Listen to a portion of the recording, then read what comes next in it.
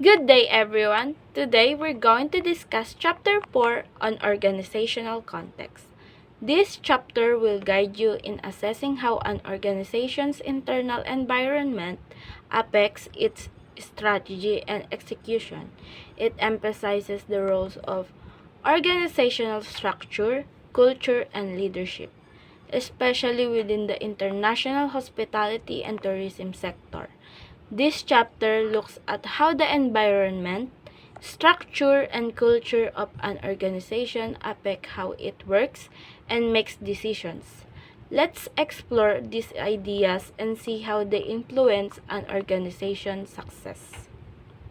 Learning objectives. After reading this chapter, you should be able to identify different elements of an hospitality and tourism organization's internal environment, discuss the complexity of hospitality and tourism organizations' internal environment, analyze an hospitality and tourism organization's internal environment, and evaluate the influence of organizational variables, factors on strategy of formulation and implementation, and provide recommendations to overcome potential challenges in this process. Table of contents. First is identifying different stakeholders. Second, organizational functions.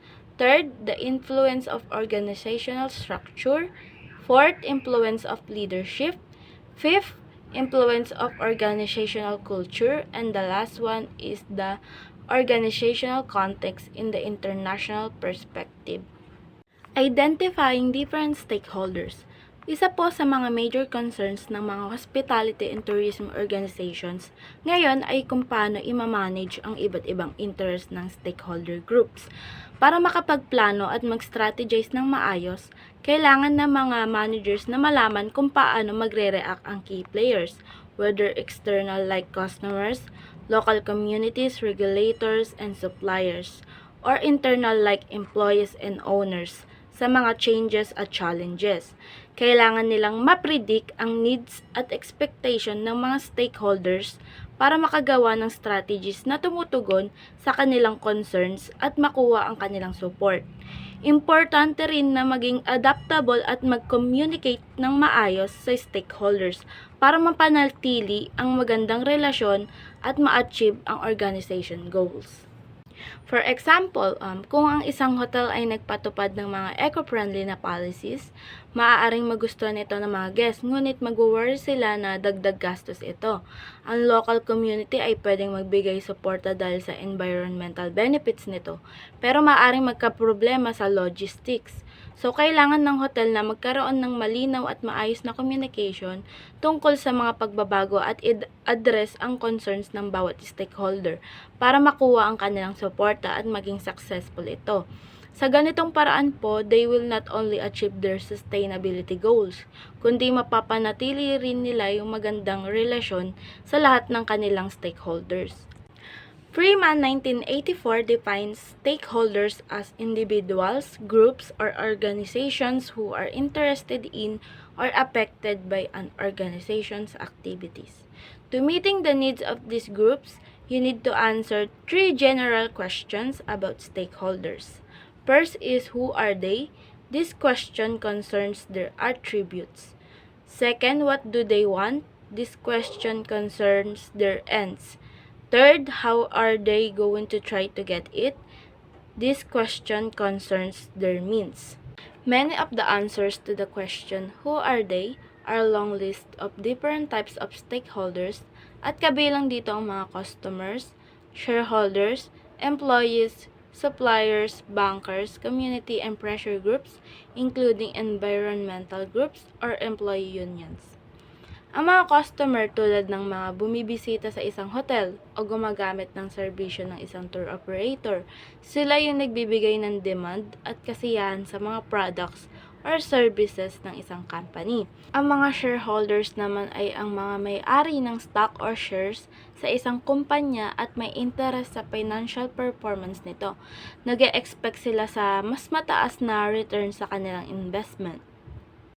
Ang mga empleyado naman tulad ng mga staff sa isang restaurant or hotel ay nagtatrabaho sa company at nangangailangan ng magandang working conditions, competitive salary at professional growth. Ang mga suppliers naman ay sila yung nagpro-provide ng materials or services na kinakailangan ng company upang makapag-operate tulad ng linens at pagkain sa isang hotel. Mga bankers naman ay sila yung nagpro-provide ng financial support tulad ng loans or credit. Ang goal nila is tiyakin na mababayaran yung utang at maayos ang pamamahala ng financial resources ng company. Last is ang mga community at pressure groups tulad ng mga environmental organizations ay ang mga organization na nagtataguyod ng mga social causes o community welfare. Ang kanilang layunin ay tiyakin na ang company ay tumutulong sa pag-unlad ng community at sumusunod sa mga ethical standards. Understanding each type of stakeholder is crucial for developing strategies that address their needs and expectations, which will lead to the successful and smooth operation of the company within the industry.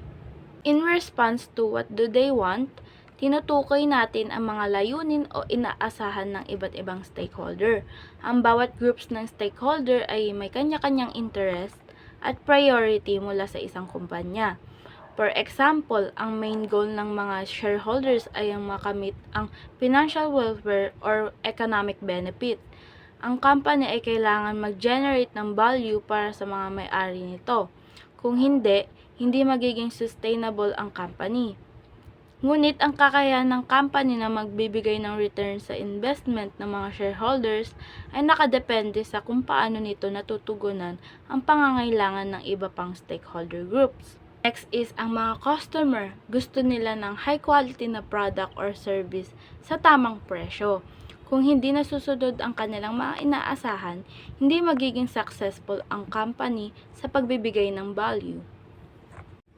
Next is sa mga empleyado naman, gusto nilang competitive salary, magandang working environment, at pagkakataon para sa career advancements. Kung hindi sila motivated at productive, apektado ang kalidad ng kanilang trabaho na maaaring makaapekto sa service or products ng isang company. Ang mga suppliers ay nais nila ng timely payments at maayos na relasyon sa kumpanya. Kung hindi maayos ang kanilang pakikitungo sa kumpanya, pwedeng magdulot ito ng delay sa pag-supply ng mga kinakailangang materials. Ang goal naman ng mga bankers ay makatiyak na ang kumpanya ay makakapagbayad ng utang at interes sa tamang oras. Last is ang mga community at pressure groups tulad ng mga environmental organizations ay nais na ang kumpanya ay mag-operate ng ethically at socially responsible. Halimbawa, ang isang environmental group ay maaaring magtaguyod ng sustainable practices mula sa kumpanya. Kung hindi ito nasusunod, maaaring mawalan ng suporta mula sa community at maging sanhi ito ng mga reklamo. Last is answers to the question, how are they going to try to get it? Kailangan nating suriin kung paano ginagamit ng iba't ibang stakeholder groups ang kanilang influence at mga paraan to achieve their needs and expectations. Ang mga customers ay maaaring magbigay ng feedback, magreklamo o kaya ang mag-boycott ng produkto if they do not meet their expectation or kung hindi nasaya ng mga customers sa serbisyo ng isang restaurant, maaari silang magbigay ng negative review o hindi na bumalik. Sa shareholders naman ay maaari mag-exert sila ng pressure sa management sa pamamagitan ng mga shareholder meetings, pagsusumite ng proposals, o pag-vote sa board decisions. At pwede din sila mag-demand ng transparency sa financial reporting ng kumpanya.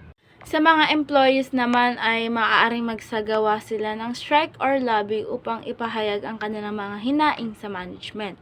Halimbawa, kung ang mga empleyado ay hindi nasisiyahan sa kanilang sahod, maaari silang mag-organize ng collective bargaining o strike action.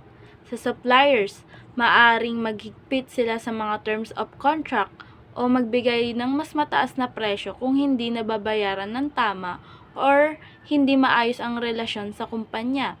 Sa bankers, Maaring magpataw sila ng mas mataas na interest rates o mag-withhold ng karagdagang financing kung hindi nasusunod ang kanilang conditions. Sa mga bankers naman ay maaari silang mag-impose ng mas mataas na interest rates o mag-withhold ng karagdagang financing kung hindi nasusunod ang kanilang mga kondisyon.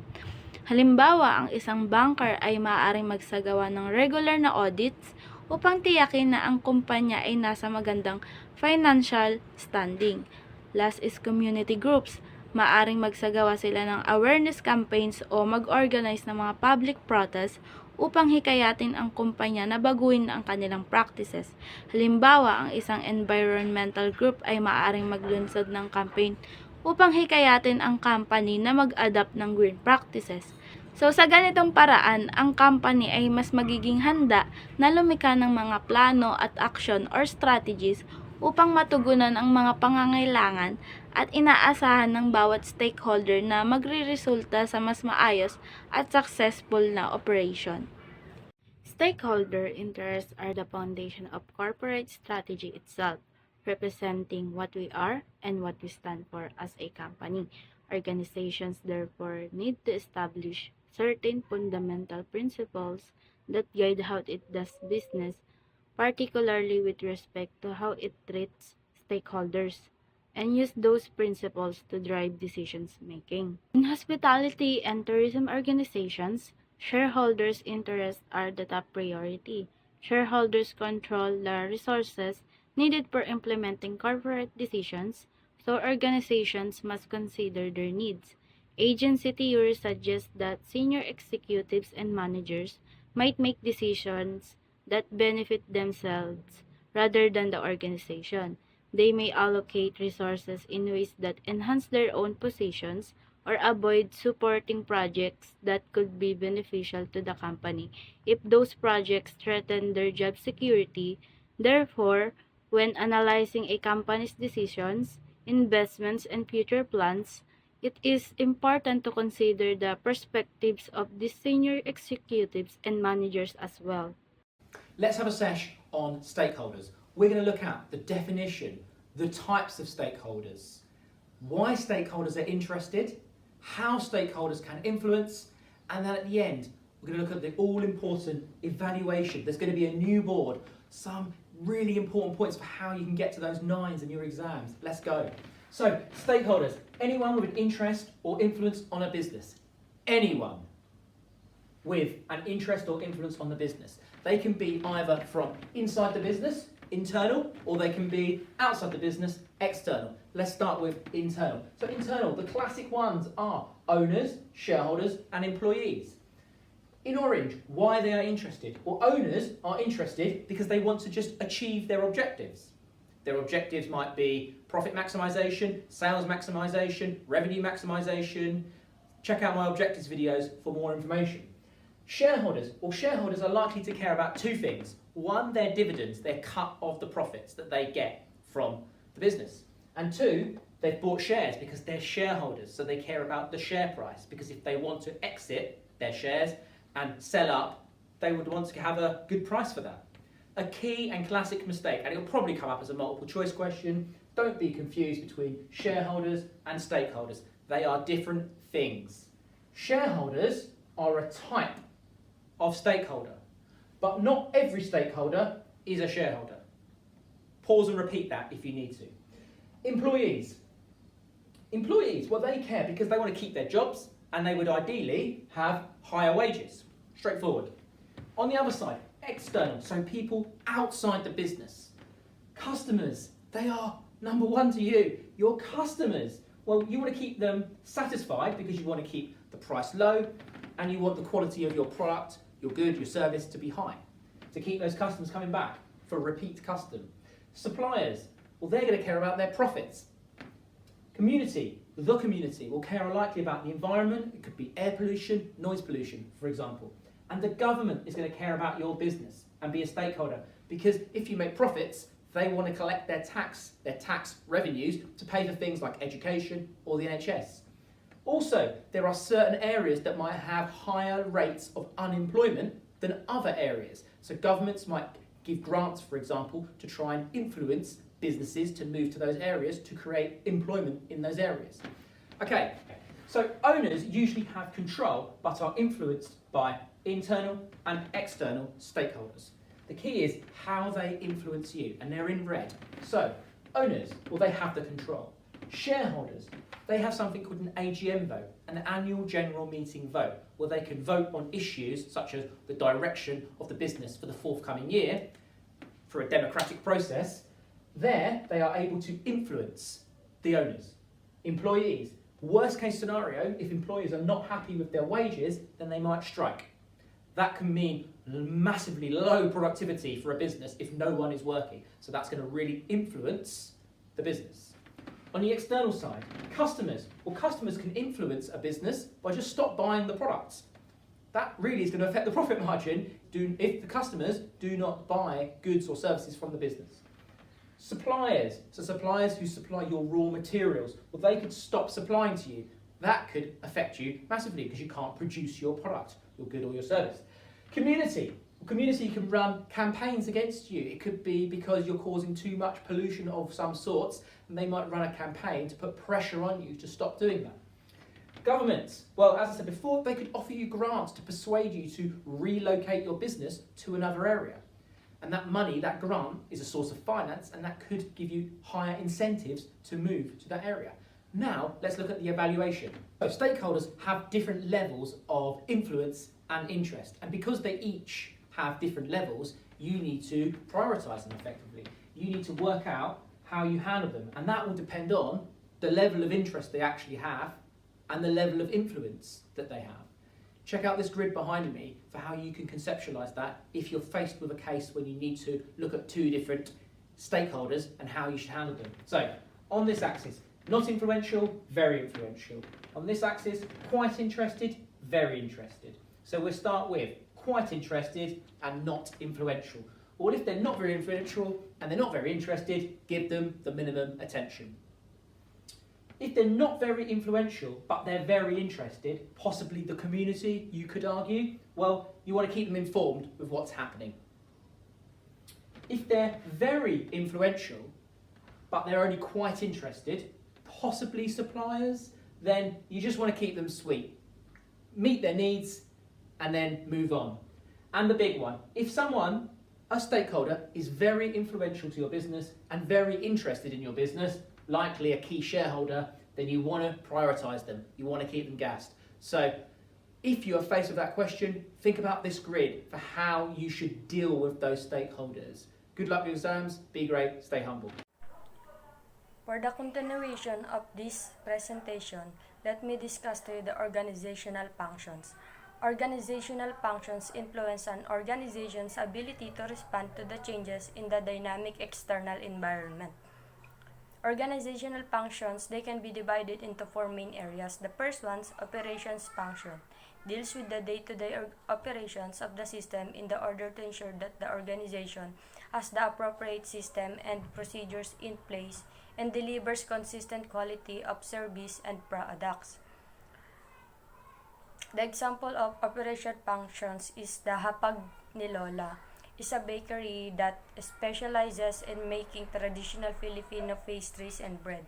In order to maintain the high quality and efficiency of their operation, they need to efficiently manage their operations functions. The second one is the marketing function, deals with the management of demand by developing and implementing appropriate pricing policies and running marketing campaigns and programs. Marketing functions through various channels, including television, magazines, and the internet. Marketing function through the market research conducted to find out the wants and needs of customers, as well as the trend in the food industry. What is the example of this course? Using a survey to find out which Philippine dishes are most popular in their target market and what are the current food trends. The third one is the human resources function. Carries out a careful analysis of how human assets of an organization add value to the organization and contribute to sustainable competitive advantage.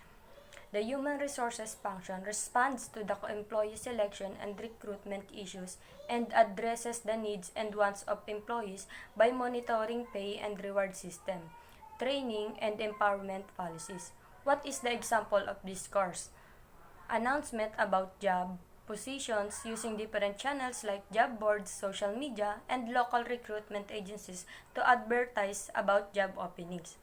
And the fourth one, finance function, is concerned about identifying the main sources of funding and financing the operations of an organization in a cost-effective way.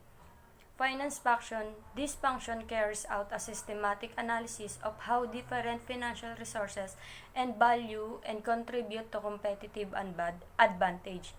When carrying out an internal analysis of an HNT,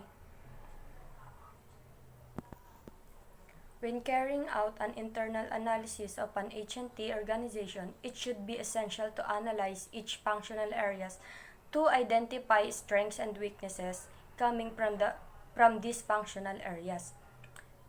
In some cases, strengths and weaknesses may result in a combination of factors emerging from different functional areas rather than one functional area. And for the next slide, resources, core competencies, and distinctive competencies.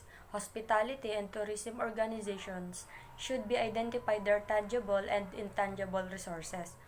Tangible assets of an organization can be seen in the form of a plant, equipment, and land. The building itself is a good example of a tangible asset for a hotel company. Intangible assets are associated with the company know-how and skill sets. They have no physical presence but present real benefit to the organization. They include company reputation and brand, product reputation and brand, employee leadership, skills, experience and know-how, culture, networks, databases, supplier know-how, distributor, public knowledge, contracts, intellectual property rights, and trade secrets. Core capabilities and distinctive competencies are built on tangible, what company has, and intangible, what the company can do, assets. According to Whelan and Hanger 2006, core capabilities refer to those areas that an HNT company does exceedingly well, whereas distinctive competencies refer to those areas and activities that an HNT company excels at and is better than its competitors. And also, core capabilities are the most critical and most distinctive assets an organization possesses, and they are the most difficult to copy when effectively linked with appropriate strategic targets in a value chain that begins and ends with the company's key stakeholders. Brownell 2008. HNT organizations should amalgamate their core competencies, including their special knowledge, skills, and technological know-how, that distinguish them from others with business processes that they use to deliver information in the form of products, services, and other results. In essence, the kind and degree of coordinated and leverage skills and assets upon organization can lead to developing core capabilities and eventually distinctive competencies. As the speed of comparable tangible asset acquisition accelerates and the pace of imitation quickens, and HNT organizations need to protect, exploit, and enhance their unique and tangible assets, while competitive advantage is obtained by appealing to customers and targeted markets. Sustainable competitive advantage is the result of developing and combining several distinctive competencies, which are eventually difficult to imitate and substitute by competitors. To better explain this issue, we need to refer to the research-based view, RBV. In the strategic management field, the RBB suggests that competitive advantage comes from a firm's unique, tangible, and intangible resources. Barney, 1991. In order for a resource to be a competitive advantage, it must be valuable, rare, inimitable, and non-substitutable. and the firm should be organized in a way that it can effectively and efficiently exploit the resource. Barney and Wright, 1998. If a resource is to be considered, it should contribute to the company's performance in the areas of finance, HRMM, marketing, operations, and innovation. For example, a hotel company may own a piece of land that may have some financial value, but if it does not contribute to the company's bottom line, it may not be considered as a strategic resource. In terms of a resource being rare, only one company or few companies should have it. The unique shows and attractions of the Walt Disney can be considered rare resources since only very few companies have them. To protect your valuable assets from being imitated, AT&T companies need to do well in different areas and connect all the resources and competencies with one another. This will create barriers for competitors to imitate not only all the key resources but also to create connections among them. For example, Pepper 1994 to 1995 noted that Southwest Airlines' competitive advantage greatly comes from several closely related areas: very well-trained, productive, and dedicated workforce and managers, a positive and caring organizational culture, a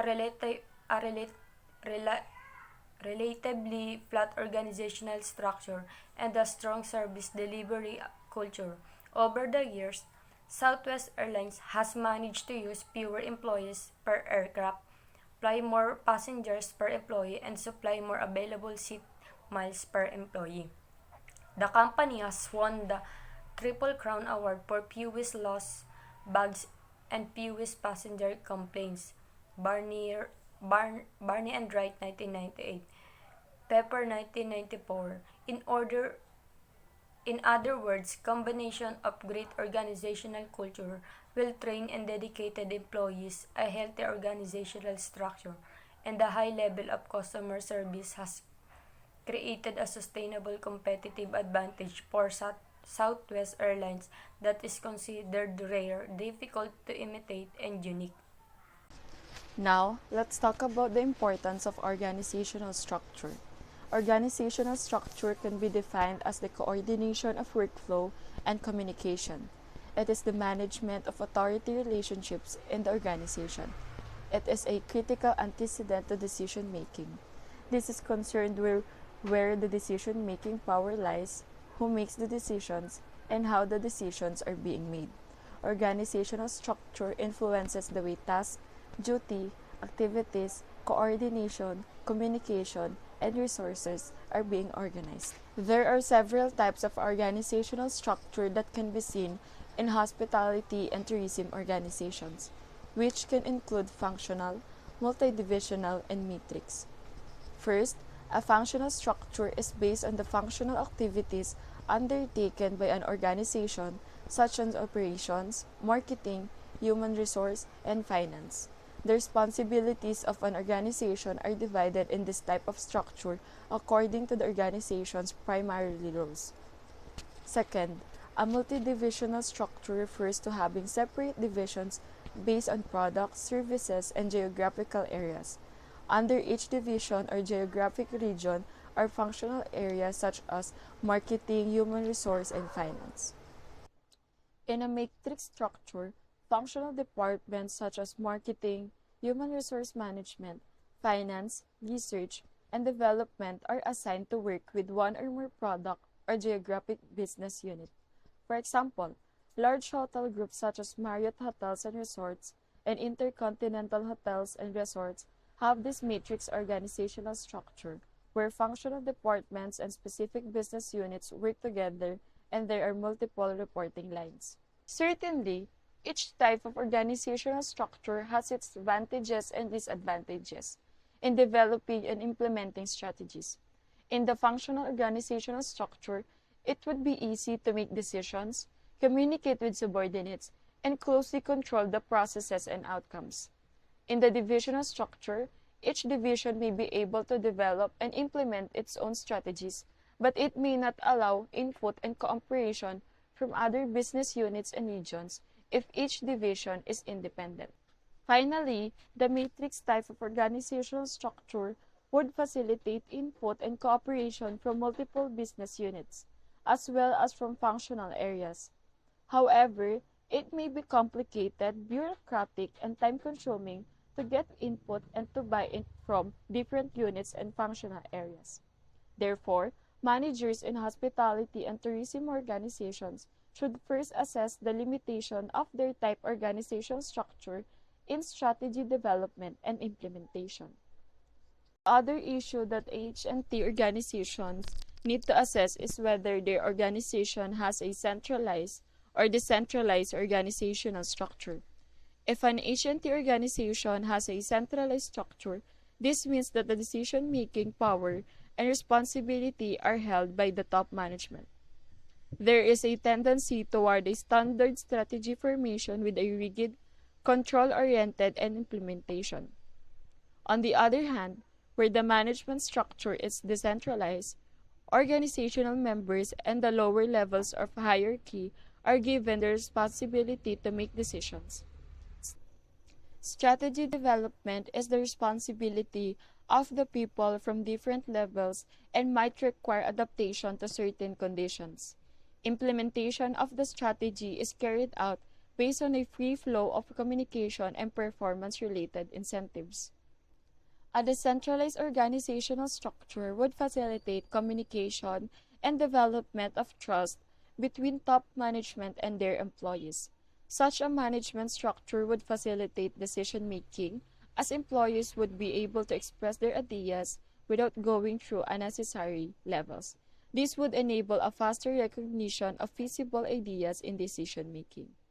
In addition, a decentralized structure would lead to wide participation of organizational members to strategy formulation and implementation, and thus they would take ownership of the strategy process. With a decentralized structure, strategy development and implementation would be smoother, as organizational members at different levels will have more knowledge and awareness of issues about different markets and take more ownership of the process. Simons introduced a model called the levers of control that aims to strike a balance between formality and flexibility in an organization. This model suggests that control systems should be used in such a way that rather than inhibiting innovative behavior, they set a clear direction and focus for the employees and inspire them to respond to the strategic priorities of the organization. Boundary systems ensure that employees work within the acceptable domain of organizational activity. Diagnostic control systems are the benchmarks used to measure the outputs of employees against preset goals and targets. For example, through setting a target of 10 hotel openings every year and giving incentives to those organizational members responsible for the growth and expansion in other countries, decision makers measure organizational members' performance on expansion. Now, let's talk about the 4 levers of control. First is the diagnostic system. Focus attention on goal achievement for the business and for each individual in the business. Give the opportunity to the managers to measure outcomes and compare results with present profit plans and performance goals. Second, interactive system. Give managers tools and impose consistency and guide creative search processes. Managers use a single system interactively, such as profit planning, system that provide anticipated and actual income and expenses, and the intelligence system that report information about social, political, and technological business concern. Tactical day-to-day action and creative experiments can be connected into a cohesive pattern that responds to strategic uncertainties. Belief systems. A belief system is an explicit collection of organizational definitions. Organization establishes ideas and desired level of performance and how to manage internal and external relationships. Management's vision is articulated in the mission statements and credos inspire organizational participations to look for and create possibilities to achieve the overall goal of the organization. Boundary systems. These mechanisms ensure that organizational members' activities fall within the acceptable scope of activities. Without boundary system, creative opportunity seeking behavior and exploration could decrease the resources of the organization. In addition, managers use belief systems such as mission statements to guide and inspire employees. These systems are usually used to give a sense of belonging to an organization and pride in what employees strive to achieve. These approaches make an organizational members feel proud of being part of an organizational network. And they are also re-emphasize the importance of protecting and enhancing the image of the brand further. The successful usage of this model depends on leadership's ability to create a supportive culture with a clear sense of direction and guidance. A final issue related to organizational structure is the structure itself, as well as politics and conflicts. The informal organizational structure refers to groups being formed by managers and executives from different functional areas and management level based on their friendship, hobbies, political views, religious affiliation, and other reasons. Managers and executives in such groups may support their group members' decision and interest even if they are not beneficial to the organization. It is also possible that there are maybe ongoing politics and conflicts among functional areas as well as among different divisions, which can influence strategy development and implementation. Influence of leadership in hotel and tourism organizations. The key role of leaders: drive business strategy, nurture employee, and solve problems. They are also creative, intuitive, and able to influence change. The key role of leaders is to guide the company's plans and help employees bring ideas to life. They also inspire change and help solve problems. Next, facilitating innovation. They bridge internal organizations with external stakeholders. They also provide innovative solutions and manage cross-border risk. Leaders connect with company, with customers, and suppliers. They bring in new ideas and manage risk, especially when working with other countries. Leadership styles: authoritative, persuasive, consultative, and participative styles impact decision making. Success depends on leaders' skills and supports for ideas and resources. So, leaders make decisions in different ways. Some give orders, some persuades, some ask for input, and other works with team. Success depends on how well they support their employees and ideas.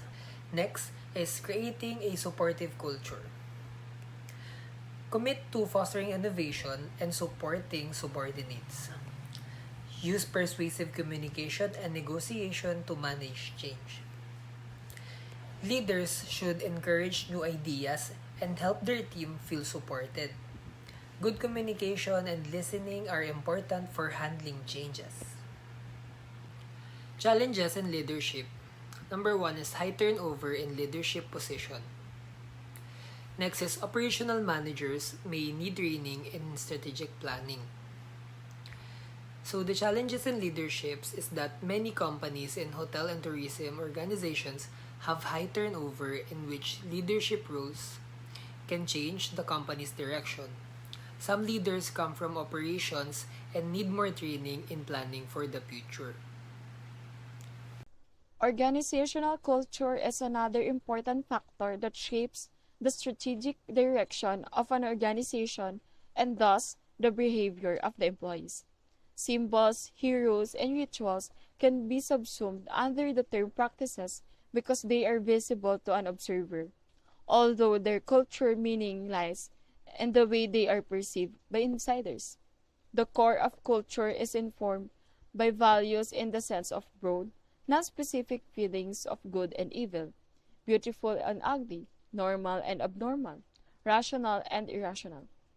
Feelings that are often unconscious and rarely discussed and that cannot be observed as such but are manifested in alternatives of behavior. Finally, culture serves as a sense-making device that can guide and shape behavior through its components, elements, and dimensions. It dictates the organizational structures adopted, the organizational behavior, and the cognitive functioning of individuals in such a way as to ultimately affect their judgment, decision-making processes when they are faced with an environmental phenomenon.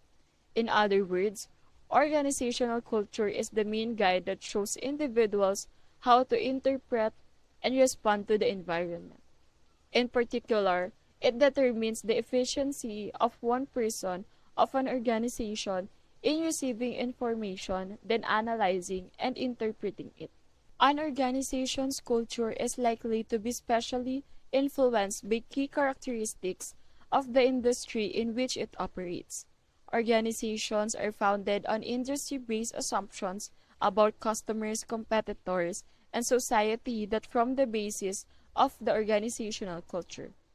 From these assumptions, certain values develop concerning the right structure and processes necessary for the company to conduct its business. In the hospitality industry, being customer-focused or centered and developing market-oriented practices appear to be a widely shared value among the international hospitality organizations. Similarly, as a result of pressure from their community, customer groups, and society, hospitality organizations have adopted socially responsible values in their management practices and daily operations. Founders and key leaders' values also undoubtedly shape organizational cultures. The cultural backgrounds of their strategic decision makers underlay their strategic beliefs. There may be beliefs about what the firm's financial goals should be, in what business it can succeed, and what types of risks are acceptable, its strategic vision, capital market expectations, and so on. These beliefs are transposed to the ordinary organizational members through shared practices, the company's mission and policies. For example, Intercontinental Hotels is described as a control-oriented company that is run by accountants, and the appointment of individuals with financial management backgrounds as presidents and CEOs has been seen to have followed this same rule due to his financial experience and expertise. Similarly, Marriott is seen as an American company because historically, the firm's members on the board of directors have tended to be dominated by executives from one national state, often the country of origin of firm. Therefore, American culture gives rise to different philosophies for and approaches to organizational design and planning and the control system in Marriott. Company heritage is another determinant of organizational culture.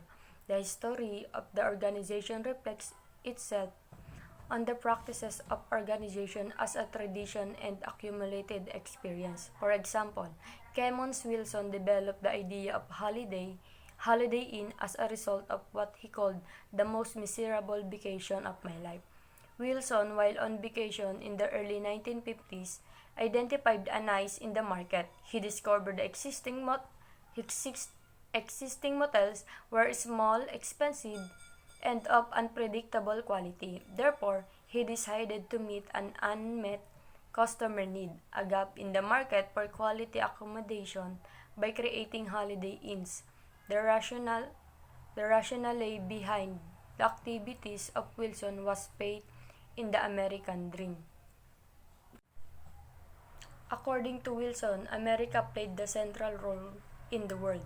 The American business system is the right system that gives people opportunities to build businesses and by hard work and self-improvement, people can achieve great success. Wilson was considered to be more a promoter and salesman than an innkeeper, more an entrepreneur than a professional hotelman. From the start, He differentiated his company's product from competitors and gained a competitive advantage. Wilson's invention, motel franchising, made rapid expansion possible, and the company brought the concept of mass accommodation to America. The Holiday Inn concept was to get entrepreneurs involved in financing and development so the company could expand rapidly. Since then, Holiday Inn became a major exponent of branding and began selling franchises with a strong emphasis on brand standardization that requires system-wide rules of operation. Today, although its portfolio incorporates different business formats such as owned properties and joint ventures, Holiday Inn is the main driver of franchising business internationally. To understand more about organizational culture, here is the video that presents the four levels of organizational culture.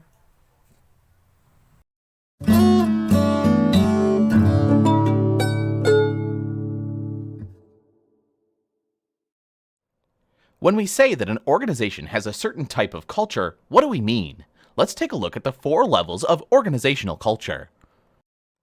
Organizational culture is a system of shared values, norms, and assumptions that guides members' attitudes and behavior and influences how they perceive and react to their environment. These assumptions are usually taken for granted by organizational members and are taught to new members as they're socialized into the group. An organization's culture is reflected in how work gets done and how employees interact with each other. It takes a long time for a culture to evolve and a long time to change it. When culture supports business strategy, the firm can become high-performing. Trust is the foundation of culture and is earned through repeated interactions over time. When a positive culture becomes strong enough, employee interactions become more efficient, relationships improve, and employees cooperate to achieve common goals. When culture supports business strategy, the firm can become high-performing. Common organizational culture themes include ethics, innovation, being casual or formal, and collaboration. Of course, as important as it is to create and maintain the right culture, doing so is not necessarily easy. Cultures are made up of formal and informal practices, artifacts, espoused values, norms, and assumptions. Artifacts are the physical manifestations of the culture, including the myths and stories told about the organization or its founder, awards, ceremonies and rituals, decorations, office space allocations, the dress code, and so on. Espoused values and norms are those that are explicitly stated by the organization. Enacted values and norms are those that employees exhibit based on their observations of what actually goes on in the organization. If a company's top managers engage in illegal or unethical behavior, these are enactive values and norms of the firm, no matter what its formally stated values or ethics are. If a company has the espoused value that ethics are important, the difference between the espoused values and the enacted creates a gap that can negatively affect employee attitudes and company performance. Performance management, feedback, and compensation systems will help align espoused values and enacted values and norms. Assumptions are those organizational values that have become so taken for granted over time that they become the core of the company's culture. These basic assumptions are highly resistant to change and guide organizational behavior. This figure illustrates the four levels of culture. Organizational culture has four levels: artifacts, assumptions, espoused values, and enacted values. Organizational culture is the key to organizational excellence, and the function of leadership is the creation and management of culture.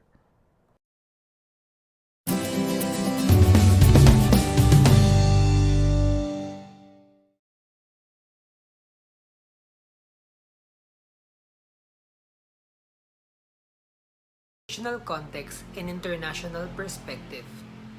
When hospitality and tourism businesses expand to other countries, they face challenges like political changes, economic problems, and cultural differences.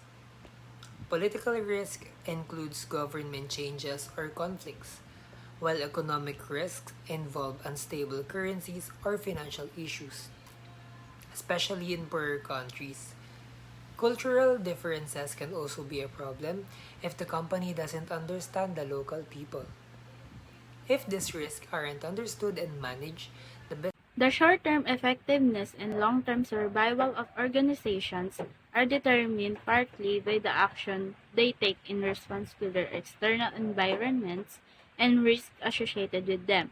In particular, the organizational members' perceptions and interpretations of the organization's environment and their response strategies are shaped by the internal organization's context. For example, a risk-averse organizational culture would discourage risk-taking internationally and would not support a strategy that encourages market presence in country markets where political, economic, or sociocultural risks are perceived to be high. So in these organizations, the top managers make most of the decisions, while the lower level employees who understand the local market well provide important information. If these lower level employees don't share their insights with the top managers, the leader might miss out on crucial details or misunderstand problems. To avoid this and make better decisions, it's important for different departments like marketing, human resources, and finance to work together. This teamwork helps in gathering more information and coming up with better solutions. The risk of involvement in countries with varying social, political, and business conditions can only be minimized by understanding a systematic approach to management internationally. So, organizations that fail to understand cultural differences and take unnecessary risks due to poor organizational culture, strategy, management, leadership, or workforce can face serious problems. When companies don't adapt well to different cultures and international conditions, it can negatively impact how customers, employees, shareholders, suppliers, and other stakeholders view them. This lack of understanding and poor planning can cause confusion and anxiety among these groups. To succeed, managers need to be aware of how others in the global environment will act and adjust their strategies accordingly. This means understanding cultural nuances and being flexible to changing conditions to avoid risk and build positive relationships with all stakeholders.